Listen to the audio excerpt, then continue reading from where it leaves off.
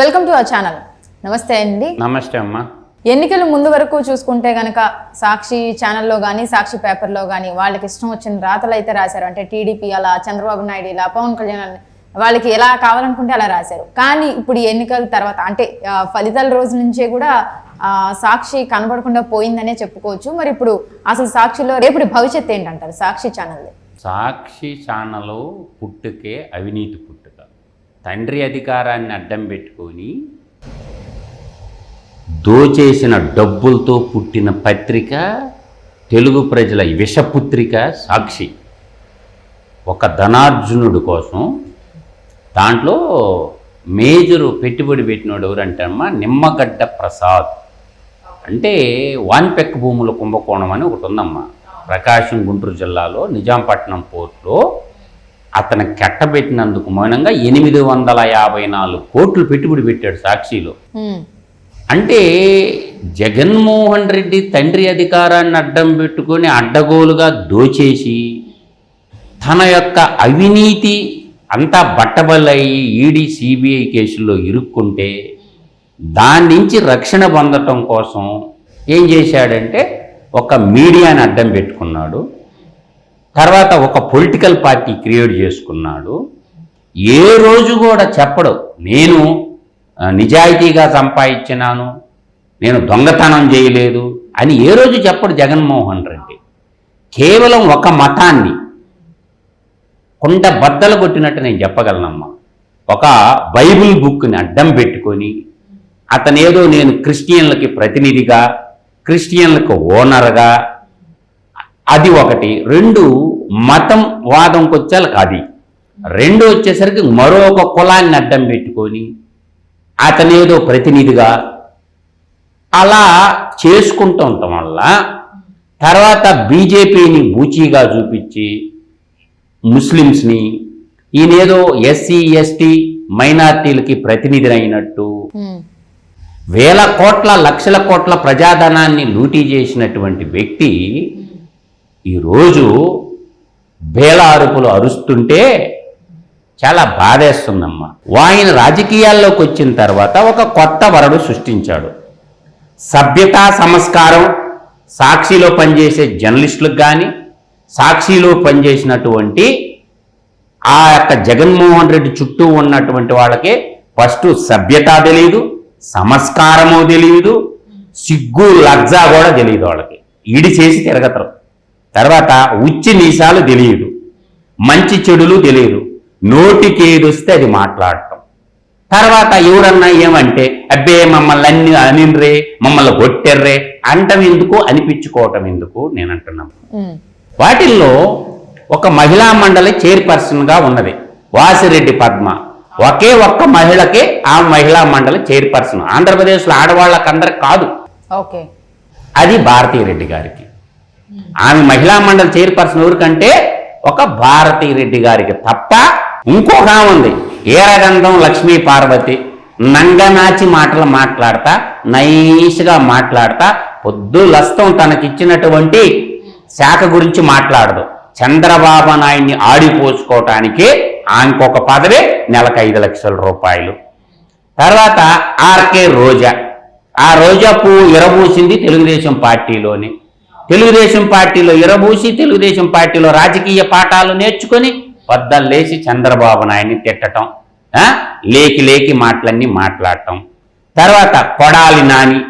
వాడికి కొడాలి నాని అది నోరా మోరా అన్న తీరిగా అతని యొక్క పరిస్థితి ఏంటంటే, నేటి దుస్థితి 2 ఆడపిల్లలుంటే పెళ్ళిళ్ళు చేసుకోలేని పరిస్థితి. ఎవరు కూడా దేకటం వల్ల. కారణం ఎందుకు? తన యొక్క తెలుగుదేశం పార్టీలోనే ఎమ్మెల్యే, తెలుగుదేశం పార్టీలోని పెరిగి రాజకీయ పాఠాలు నేర్చుకొని జగన్మోహన్ రెడ్డి జగత్ కంత్రి దగ్గరికి చేరి గలీజ్ మాటలు మాట్లాడిండు. వాడి శాఖ గురించి వాడు ఎప్పుడు మాట్లాడాలా, అభివృద్ధి గురించి ఎప్పుడు లేస్తే అది నిన్న పబ్లిక్లో చావు దెబ్బ కొట్టారు. తర్వాత పేరుని నాని దేనికోసం వస్తారు? ఒరే మచిలీపట్నంలో నువ్వేం అభివృద్ధి చేసినావు, ఎన్ని పరిశ్రమలు తెచ్చినావు, ఎంతమందికి ఉపాధి చేసినావు, ఆ మాటలు మాట్లాడడం. పవన్ కళ్యాణ్ గురించి, తన యొక్క తోటి అన్నదమ్ముడు గురించి, పవన్ కళ్యాణ్ గురించి ఉచ్చి నీచాలు లేకుండా మాట్లాడటం. తర్వాత వల్లభనేని వంశీ ఈ నికృష్టుడైతే తెలుగుదేశం పార్టీలోనూ పుట్టి పరిటాల రవి డబ్బులు కొట్టేసి విజయవాడలో దోక్కున్న ఒక దొంగ, ఒక పశువుల డాక్టరు, ఒక పశువులాగా ప్రవర్తించి భువనేశ్వరమ్మ గురించి నానాక మాటల నిండు అసెంబ్లీలో మాట్లాడిన దగులుబాజీగాడు. తర్వాత అంబటి రాంబాబు. ఈయన అంబటి రాంబాబు అనే దానికంటే కాంబాబు, శ్యాంబాబు అనటం బెటర్. వీడికి ఇరిగేషన్ శాఖ ఇచ్చి పోలవరం డ్యామ్ కట్టరా అంటే అది ఎప్పుడు పూర్తవుద్దో నాకు తెలియదు. మసాజ్ బాబుగా మిగిలిపోయిండు. అందువల్ల ఏంటంటే ఆంబోతో మాట్లాడి బౌమని అరవటం మొదలుపెట్టిండు. ప్రజా సమస్యలు పట్టించుకున్నాడు కదా, వాడికి బుద్ధి చెప్పారు. తర్వాత అనిల్ కుమార్ యాదవ్ ఇరిగేషన్ శాఖ మంత్రిగా ఇచ్చుంటే పోలవరం డ్యామ్ ఎప్పుడు కంప్లీట్ ఎందుకన్నా 8% 1/2% అన్నాడు. అడ్రస్ లేకుండా పోయిండు ఆ రౌడీ పుడింగి. వాడు సొంత జిల్లాలో నెల్లూరు జిల్లాలో Chandrababu Naidu main canal complete చేస్తే సోమశిల ఉత్తర కాలం అంటారు. కనీసం 2 మండలాల్లో కలిగిరి మండలం, కొండాపురం మండలాల్లో పిల్ల కాలువల్లో వాడేటటువంటి పిల్ల రౌడీ. కనీసం ఆ కాలం ఉందని కూడా తెలియదు. వాడికి బెట్టింగ్ బంగారాజుగా పేరు. అందువల్ల ఏంటంటే ఈ అనిల్ కుమార్ యాదవ్ అనే వాడికి కనీసం సోమశిల ఉత్తర కాలం వేయడంలో వాడు సొంత పోలవరం డ్యామ్ పక్కన పెడితే సొంత జిల్లాలో ఇరిగేషన్ ప్రాజెక్టులో సోమశిల హై లెవెల్ కెనాల్ కానీ సోమశిల ఉత్తర కాలం కూడా కంప్లీట్ చేసినటువంటి నీచ నికృష్టుడు. తర్వాత ఇంకొకడు కాకాన గోవర్ధన్ రెడ్డి. వ్యవసాయ శాఖ మంత్రిగా ఉంటే పీకింది ఏమీ లేదు. నెల్లూరు జిల్లాలో 10 నియోజకవర్గాల్లో ఒక్క ఫుడ్ ప్రాసెసింగ్ యూనిట్ కూడా పెట్టలేనటువంటి దగులుబాజీ మినిస్టర్ కాకాన గోవర్ధన్ రెడ్డి అనేవాడు. తర్వాత సజ్జల రామకృష్ణారెడ్డి బిజ్జల దేవుడు, సకల శాఖల మంత్రి, అడ్రస్ లేకుండా దాక్కున్నాడు. రోజు మీడియా ముందుకు వచ్చేసి ఏమేమి మాటలు మాడాలా, లంగా లఫింగ్ మాటలన్నీ మాట్లాడి ఇవాళ అడ్రస్ లేడు. ఇవాళ లిక్కర్ స్కామ్ లో ప్రథమ ముద్దాయిగా ఇరుక్కోబోతున్నాడు. కాబట్టి అబ్బా కొడుకులు అడ్రస్ లేకుండా వెళ్ళిపోయారు. నేను మొట్టమొదటి నుంచి చెప్తుండా ఈ సకల శాఖల మంత్రిని. తర్వాత డీజీపీ కసిరెడ్డి రాజేంద్రనాథ్ రెడ్డి యొక్క బంధువైనటువంటి కసిరెడ్డి రాజశేఖర్ రెడ్డి ఈ లిక్కర్ స్కామ్ డబ్బులన్నీ వసూలు చేసినోడు వాడు. కాబట్టి డీజీపీకి కూడా భాగం ఉంది. కసిరెడ్డి రాజశేఖర్ రెడ్డి ఎవరో. తర్వాత పెద్దిరెడ్డి మిథున్ రెడ్డి, పినాక రోహిత్ రెడ్డి, తర్వాత వేణుంబాకం విజయసాయి రెడ్డి, పినాక శరత్చంద్రారెడ్డి, పినాక వెంకటరమణారెడ్డి, వీళ్ళందరూ కలిసి జగన్మోహన్ రెడ్డి కసిరెడ్డి రాజేంద్రనాథ్ రెడ్డి యొక్క బంధువైనటువంటి కసిరెడ్డి రాజశేఖర్ రెడ్డి అనేవాడిని పెట్టుకొని, ఎందుకు డీజీపీ మనవాడైతే ట్రాన్స్పోర్ట్ ఈజీగా ఉంటది కదా, గూగుల్ పే లేకుండా ఫోన్ పే లేకుండా దాదాపుగా ఈ గ్యాంగ్ జే గ్యాంగ్ అంతా కలిసి ఆంధ్రప్రదేశ్ లో 2019 నుంచి 24 దాకా 1,35,000 కోట్ల లెక్కర వ్యాపారం జరిగితే 10,000 కోట్ల రూపాయల పై మాట నాకేశారు, వసూలు చేశారు. అది కాకుండా షాపుల్లో జరిగిన దోపిడీ ఉంది. ఇంతటి దోపిడీ చేసినటువంటి ఈ దగులుబాజీలందరినీ ఈడీ ఎంటర్ అవుతుంది. ఈడీ ఎంటర్ అయిపోయి త్వరలో ఈడీ ఎంటర్ అవుతుంది.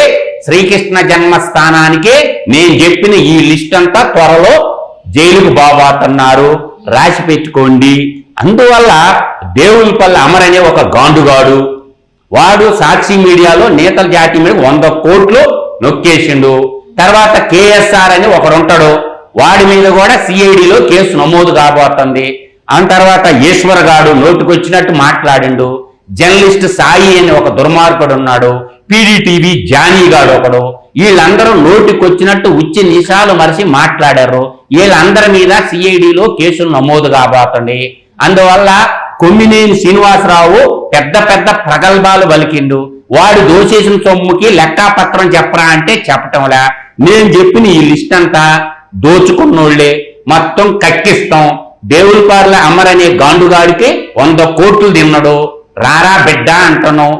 సిఐడిలో కొమ్మినేని శ్రీనివాసరావు వాడు సాక్షిలో పనిచేస్తా దోసక తిన్నారు. ఈశ్వర్ గాడైతే వాడు ఇష్టం వచ్చినట్టు పేలిండు. జింతాక చిత్తాక తా ఉంది. తర్వాత జర్నలిస్ట్ సాయిగాడు గవర్నమెంట్ మాటగారని మాట మార్చేసిండు. ఆ పీడీటీవీ జానీగాడైతే నోటుకొచ్చినట్టు మాట్లాడిండు. వీళ్ళందరినీ కూడా వర్రా దేవేందర్ రెడ్డి అయితే కారు కోతలు కూసిండు. ఈడును కూడా లాక్కపోతారు త్వరలో. తర్వాత ఈ విధంగా మన్నిత్ కృష్ణారెడ్డి అని ఒకడు ఉండడు, గుడ్లూరు, వాడు గుడ్లూరు దగ్గర కందుకూరు కాన్స్టిట్యున్సీ గుడ్లూరు దగ్గర తెలుగుదేశం టవల్ వేసుకొని వాడు ఇష్టం వచ్చినట్టు వర్రిండు. మన్విత్ కృష్ణారెడ్డి అన్నాడు, వాడు అడ్రస్ లేడు. ఇలా అందరూ ఏడతారు కాబట్టి మమ్మల్ని బతుకుతారే అంటారు. మీరు మాట్లాడిన భాష, మీరు మాట్లాడి వేసిన వేషాలు వీటన్నిటికీ సమాధానం చెప్పాల్సి ఉంటుంది. ఇవాళ కోడెల శివప్రసాద్ లేనిపోని దొంగ కేసులన్నీ పెట్టి ఆయన ఆత్మాభిమానం గల్లోడు కాబట్టి ఆత్మహత్య చేసుకొని చచ్చిండు కోడెల శివప్రసాద్. ఆత్మహత్య 2 లక్షలు 3 లక్షలు ఫర్నీసు. ఇవాళ 45 కోట్ల రూపాయల ప్రజాధనాన్ని తాడేపల్లి కొంపలో పెట్టుకొని ఈడెన్నిసార్లు ఆత్మహత్య ఉరేసుకోవాలా? తాడేపల్లిలో ప్యాన్కి ఉరేసుకోవాలా? 45 కోట్ల రూపాయల ప్రజాధనం సొమ్ము ఎవడమ్మ మొగుడు సొమ్ము అని పెట్టుకుంటాడు ఇంట్లో. ఈ రోజు ఫర్నిచర్ దొంగగా మిగిలిపోయిండు. అసలే గజ దొంగ. 11 సిబిఐ కేసులు, 9 ఈడీ కేసులు పెట్టుకొని ఇప్పుడు వీళ్ళందరి దగ్గర నుంచి ఈ డబ్బు కక్కించే అవకాశం ఉంటుంది అంటారా? అంటే వీళ్ళు కక్కే అవకాశం ఉంటుంది అంటారా? పక్క కక్కిస్తారు. ఎవడమ్మ మొగుడు సొమ్మమ్మ, ఎవరికి గొప్ప? సచివాలయంలో ఉండాల్సిన ఫర్నిచరు జగన్మోహన్ రెడ్డి కొంపలో ఎందుకుంది? అందువల్ల ఏంటంటే చిన్న 2, 3, 4, 5 లక్షలకే ఆత్మాభిమానంతో బతికిన నేను డబ్బులు ఇస్తానని లెటర్ పెట్టినా కూడా అతన్ని వేటాడి వేధించి కోడెల శివప్రసాద్ని ఆత్మహత్యకు పురుగులు పెంచి అది ప్రభుత్వం చేసిన హత్య. అనరాని మాటలు అన్నారు కదా. ఇప్పుడేమన్నారు జగన్మోహన్ రెడ్డిని? 45 కోట్లతోటి 900 ఇళ్లు కట్టించొచ్చు పేదలకి. 45 కోట్లతో ఏం చేయొచ్చమ్మా? 2.5 లక్షే కదా ఇచ్చేది సెంట్రల్ గవర్నమెంట్. ఇంటికి 900 ఇళ్ళు వస్తాయి. కోటికి 20 ఇళ్ళు. అర్థమవుతుందా? 45 కోట్లు. అర్థమవుతుందా? ఈ 90 ఇళ్ళు పేదోళ్ళకి కట్టించొచ్చుగా. ఇవాళ 450 రూపాయలు పెట్టుకొని రుచికొండకు బోర్డు కొట్టి ప్యాలెస్ కట్టిండుగా. దానికి ఎన్ని ఇళ్ళు వస్తాయి పేదోళ్ళక? నువ్వు అక్కడ మొగుడు పిల్లం బతకడానికి ప్యాలెస్ల మీద ప్యాలెస్లు కట్టుకుంటుంటే పేదోళ్ళకేమో బాత్రూమ్ అంతా ఇళ్ళు ఇస్తావా? అందువల్ల ఏంటంటే జగన్మోహన్ రెడ్డి సినిమా అయిపోయింది. సెంట్రలైజ్డ్ కరప్షన్ లో ఈడీ మనీ లాండరింగ్ జరిగింది కాబట్టి ఈడీ ఎంటర్ అవుతుంది. గతంలో 11 సిబిఐ కేసులు, 9 ఈడీ కేసులకు మరో 6 డజన్ ఈడీ సిబిఐ కేసులు పడబోతుంది. అందుకని గజ ఒనిగిపోతారు. సాక్షి ఛానల్ కూడా ఇంకా క్లోజ్ అంటారు. సాక్షి టీవీనే, ఎన్టీవీని, టీవీ9ని, 10 టీవీని తక్షణం బ్యాన్ చేయాలా? ఎప్పుడు ఆంధ్రప్రదేశ్ మీద ఇసం జమ్ముతుంది కాబట్టి ఈ ఛానల్ తక్షణం బ్యాన్ చేయాలా? ఎన్టీవీని, టీవీ9ని, 10 టీవీని, సాక్షి మీడియాని తక్షణం బ్యాన్ చేసి పెట్టకపోతే వీళ్ళు విషం జమ్ముతారు. అందువల్ల ఏంటంటే వీళ్ళు మూర్ఖులుగా ప్రవర్తిస్తారు కాబట్టి జర్నలిజం అనే ముచ్చుకు తగిలించుకొని వీళ్ళని తక్షణం బ్యాన్ చేయాలని మాత్రం నేను డిమాండ్ చేస్తున్నానమ్మా.